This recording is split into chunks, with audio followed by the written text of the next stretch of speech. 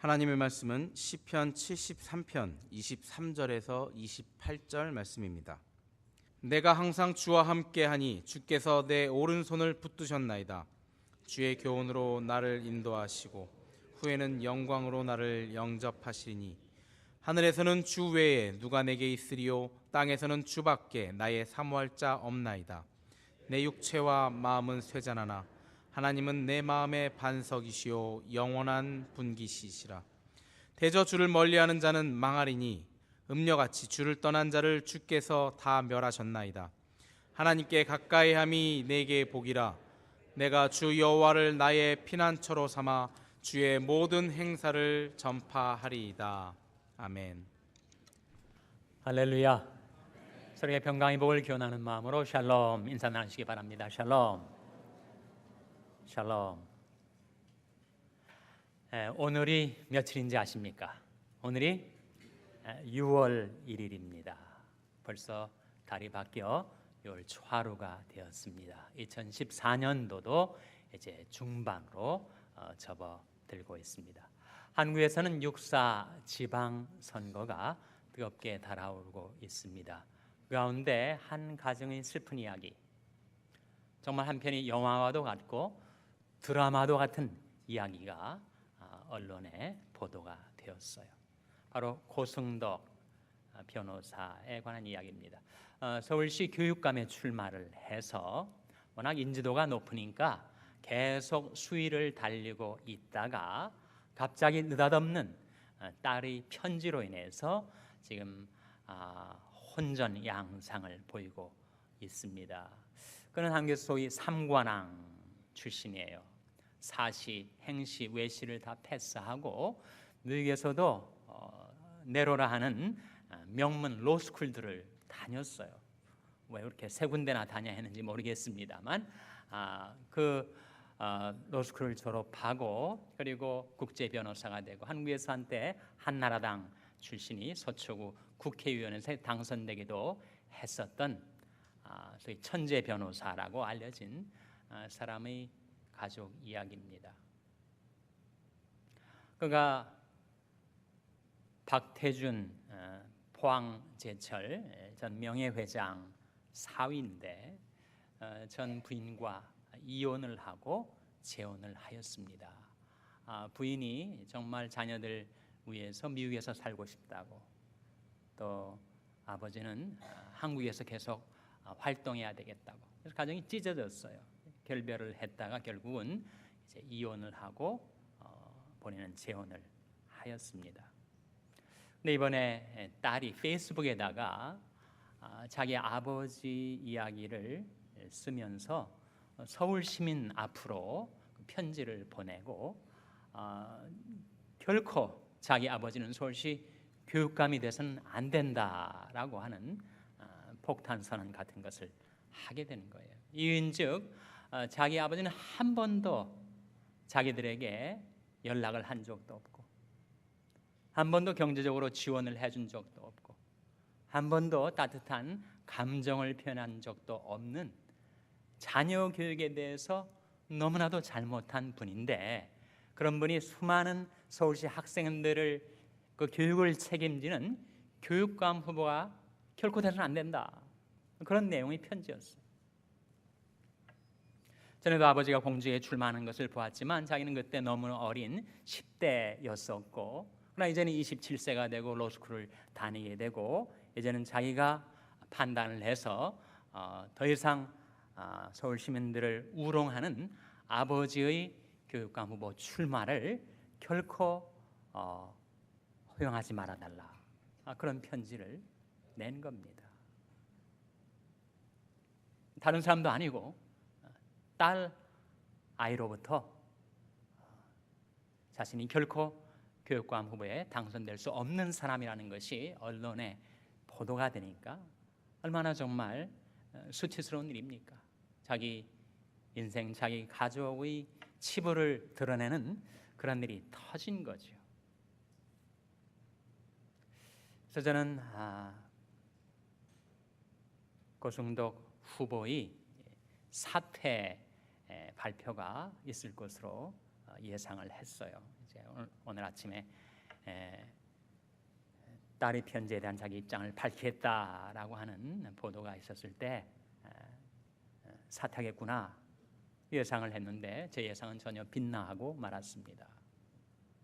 그는 이 딸의 편지는 박태준 집안과 자기와 함께 서울시 교육감의 경쟁자 후보의 정치 공작이다, 야합이다, 결단코 사퇴하지 않고 선거에 완주하겠다, 그렇게 인터뷰를 하였습니다.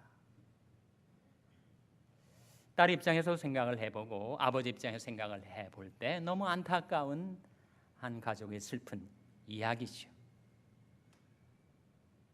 딸이 그런 얘기를 해요. 미국에서 파더스 데이를 맞을 때마다 아버지 선물을 준비했지만 누구한테 그 선물을 전할지 몰라서 선물을 준비해서는 어머니한테 선물을 드리곤 했고, 어떤 때는 드릴 아버지가 없어서 선물을 자기가 준비해서는 내버리곤 했다는 거예요. 얼마나 감성이 예민한 소녀의 마음속에 큰 상처가 있었는지 좀 짐작이 가죠. 아버지가 아들 문제가 선거의 치열한 가운데서 터져 나와서 이중 국적 문제, 병역 문제를 가지고 경쟁자 후보가 공격을 하게 될 때 눈물을 흘리면서 제발 내 아들 문제는 코론에 주지 말아달라고, 모든 책임은 내가 지겠다고. 그걸 이제 딸이 미국에서 보고 이건 위선이다, 이럴 수가 없다, 한 번도 우리에게 그런 따뜻한 감정을 표시한 일이 없는 아버지가 이렇게 말할 수가 있다니.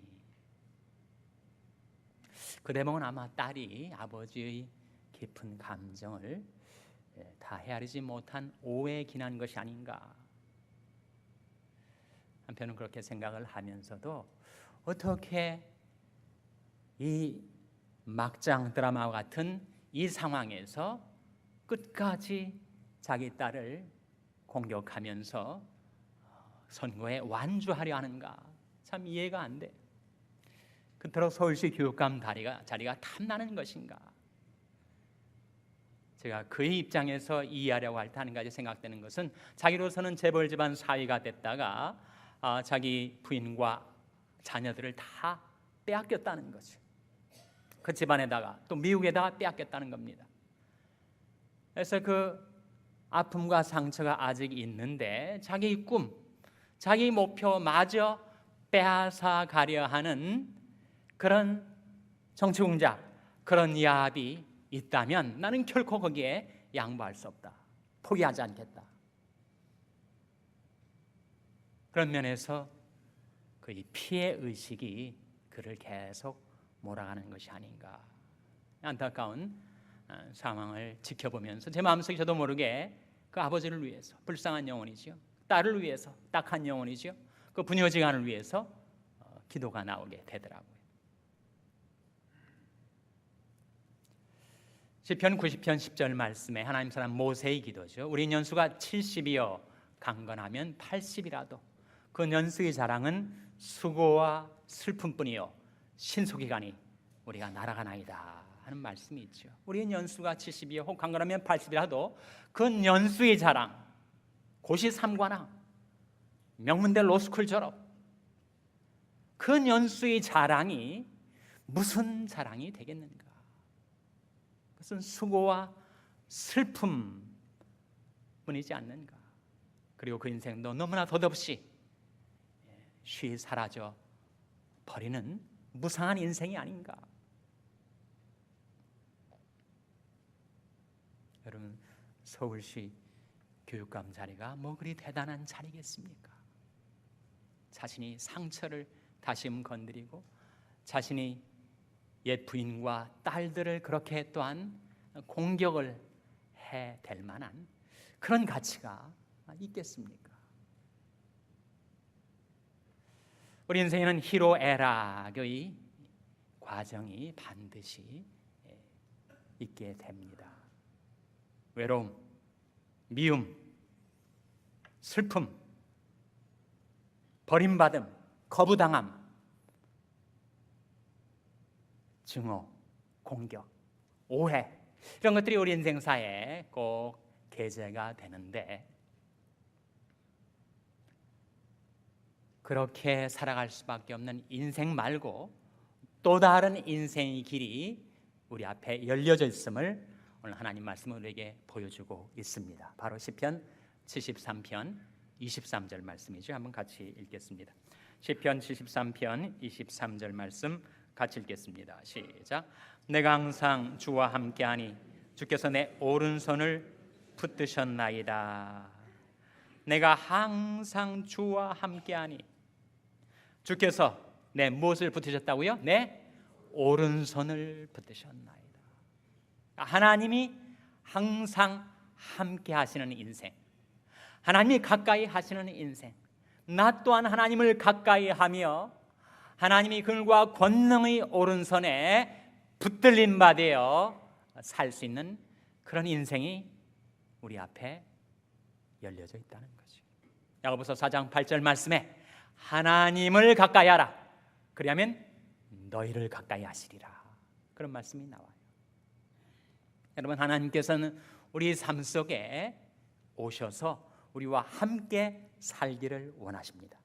내가 내게 장가들어 영원히 살되 의와 공변됨과 은총과 긍휼이 여김으로 내게 장가들며 진실함으로 내게 장가들이니 내가 여호와를 알리라. 하나님이 우리에게 오셔서 우리와 영원히 함께 사시겠다고, 그래서 우리의 삶을 의와 공변됨으로, 공정함으로 변화시켜 주시고, 그리고 은총과 긍휼이 여김으로 우리를 받아주시고, 우리에게 하나님이 그 진실함을 영원히 지키시겠다고, 진실함으로 내게 장가들리니 내가 여호와를 알리라. 하나님이 우리를 가까이 하시고 우리 또한 하나님을 가까이 하면서 하나님과 동고동락하며 살 수 있는 그런 인생을 우리에게 주셨다는 것입니다. 우리 인생을 살면서 때때로 갈림길에 서게 되죠. 어느 길로 가는 것이 맞을까? 어느 길로 행해야 내가 나중에 내 인생의 뒤안길을 되돌아보면서 후회하지 않는 그런 인생의 길을 갈 수 있을까? 우린 자주 갈림길에서 오판합니다. 계산을 잘못해요. 그래서 엉뚱한 길로 들어서서는 두고두고 후회를 합니다. 이제 와서 후회해도 소용없는 일인데, 그런데 하나님께서 우리를 돌아보셔서 우리가 그런 인생의 갈림길에 설 때 우리가 행할 길을 교훈하시고 지도해 주신다는 거예요. 말씀으로 시편 32편 8절 말씀에 내가 너희 갈 길을 가르쳐 보이고 너를 주목하여 훈계하리로다 하셨어요.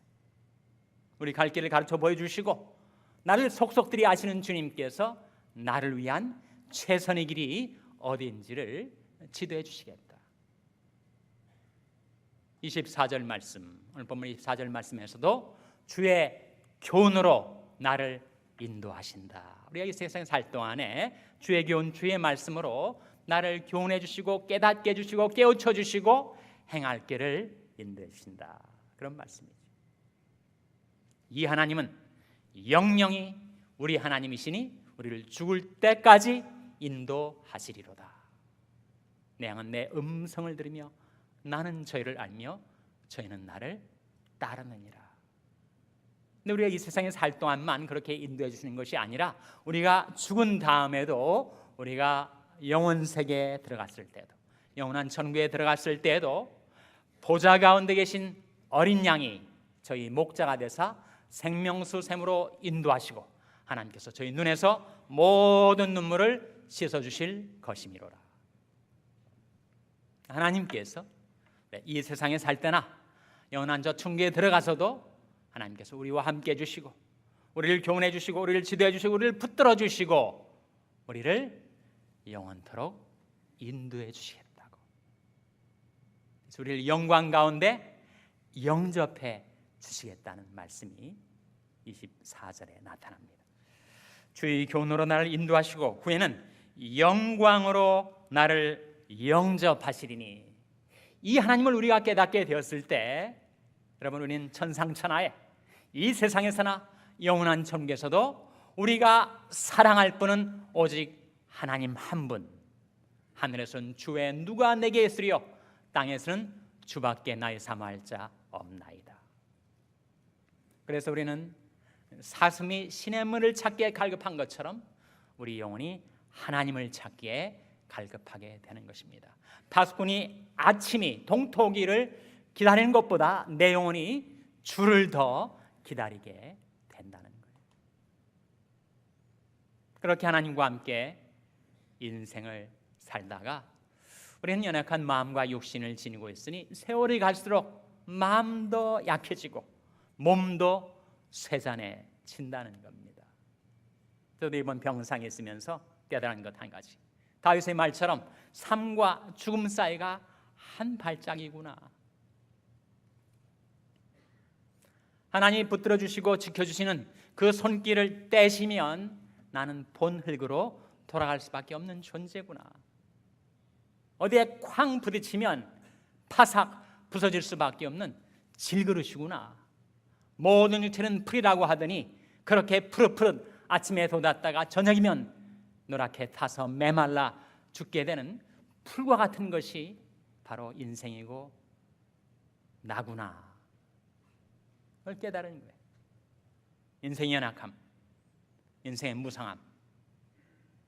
그래서 내 육체와 마음은 쇠잔해 가지만 그러나 하나님이 내 마음의 반석이시고 하나님이 나의 영원한 분깃이시구나. 그것을 26절 말씀이 보여주고 있지 않습니까? 26절 한번 같이 읽겠습니다. 26절 말씀 시작.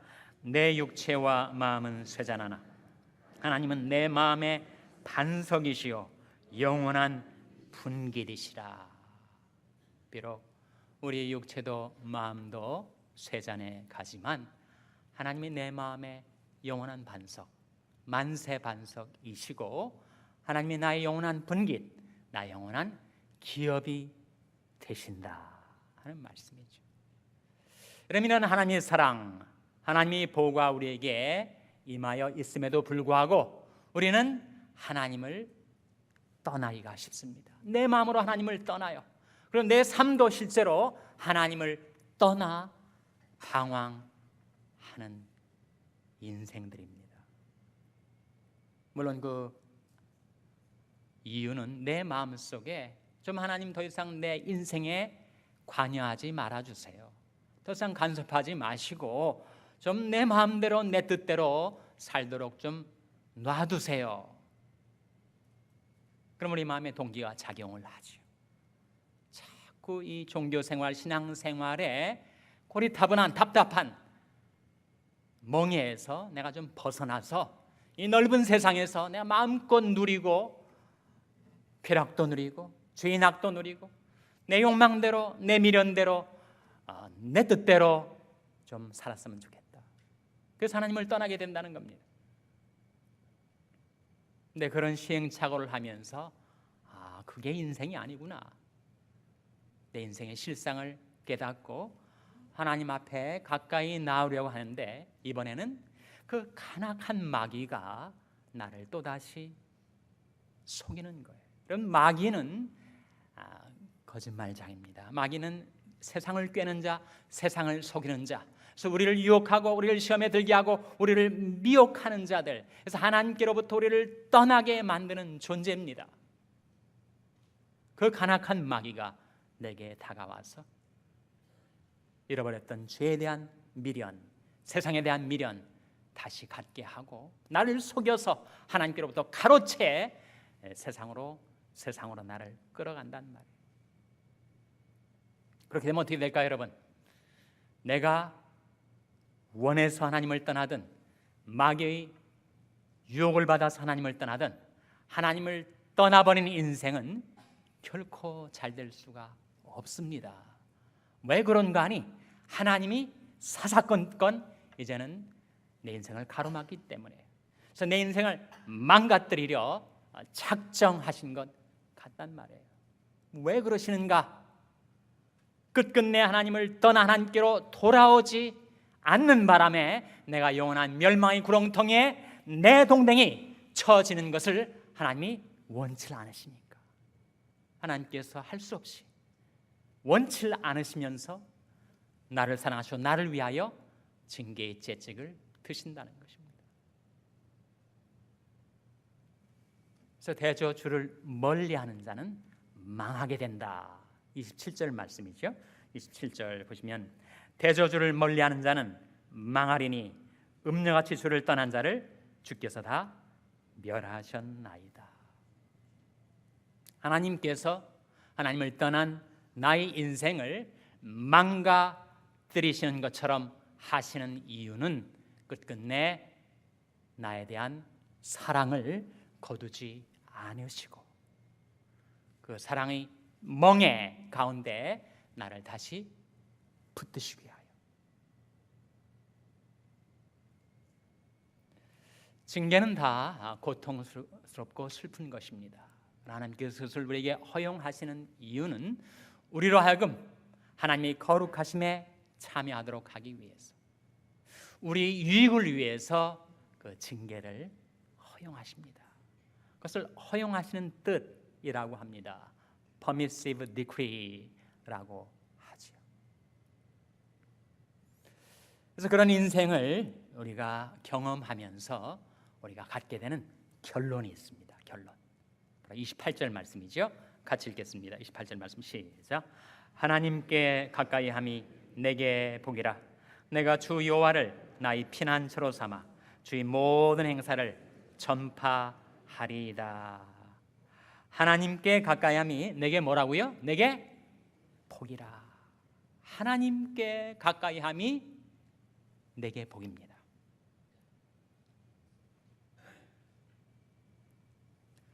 과연 하나님께서는 이 인생을 살아가는 모든 사람들을 지켜보시면서 누구를 하나님은 가까이 하시는 것일까? 성경을 통해서 우리가 세 가지를 발견하게 됩니다. 첫째로 회개와 믿음으로 하나님을 가까이 하는 자를 하나님은 가까이 하십니다. 간악한 마귀 시험과 유혹을 대적하고 물리치고 하나님께로 돌아오는 자들. 그러면 하나님이 손이 짧아서 우리를 가까이 못하시는 것이 아니라고 하셨어요. 하나님 귀가 둔하셔서 우리의 애원을 못 듣는 것이 아니라고 하셨습니다.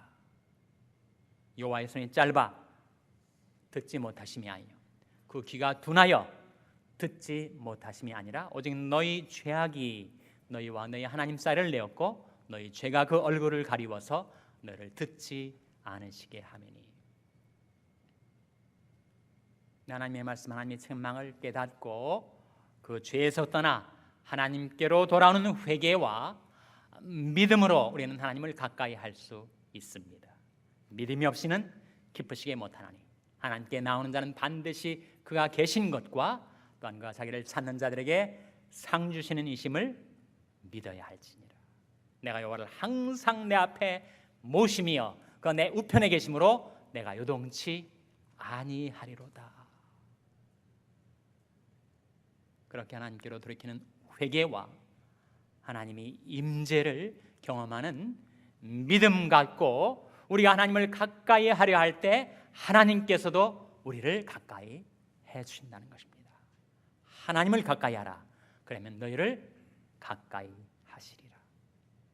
둘째로 하나님은 누구를 가까이 하시는가? 하나님을 경외하며 그 인자하심을 바라는 자들을 기뻐하시고 가까이 하십니다. 시편 147편 11절 말씀인데, 여러분 우리가 하나님을 경외할 때, 하나님을 두려워하고 하나님을 의식하고 하나님을 신뢰하고 하나님을 의지하며 살아갈 때 하나님께서는 하나님의 이름을 경외하는 자에게 의로운 해가 떠올라서 치료하는 광선을 바라게 하심으로 우리로 하여금 외양간에서 나온 송아지같이 뛰게 만드신다는 거예요. 그리고 우리가 인생을 살면서 바랄 것, 시간과 영혼을 통하여 우리가 바랄 유일한 한 가지, 그건 바로 아버지의 인자하심이죠. 하나님의 긍휼하심, 우리 주님의 은혜와 사랑밖에는 우리가 의지할 것이 없습니다. 그래서 우리 죽을 때에도 우리 영생에 이르도록 뭘 기다리는 거예요? 영생에 이르도록 우리 주 예수 그리스도의 긍휼을 기다리라. 하나님께서는 누구를 가까이 하시는가? 하나님을 경외하며 살며 그 인자하심을 바라며 사는 자들을 가까이 하십니다. 셋째로 하나님은 누구를 가까이 하시는가? 하나님께 간구하고 기도하며 사는 자를 하나님은 가까이 하십니다. 시편 145편 18절 말씀에 여호와께서는 자기에게 간구하는 모든 자, 곧 진실하게 간구하는 모든 자에게 가까이 하시는도다. 하나님 누구를 가까이 하시는가? 하나님께 간구하고 하나님께 기도하며 사는 자를 가까이 하세요. 내 아무런 공로도 없고 하나님께 드릴 예물도 없고 내 삶은 너무나 부끄럽고 초라하고 비천한데 과연 나 같은 자가 하나님께 나와 기도한다고 하나님이 나를 가까이 해주시겠는가?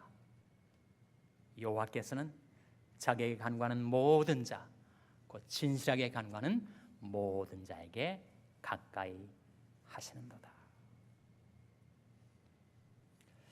그래서 하나님은 누구를 가까이 하시는가?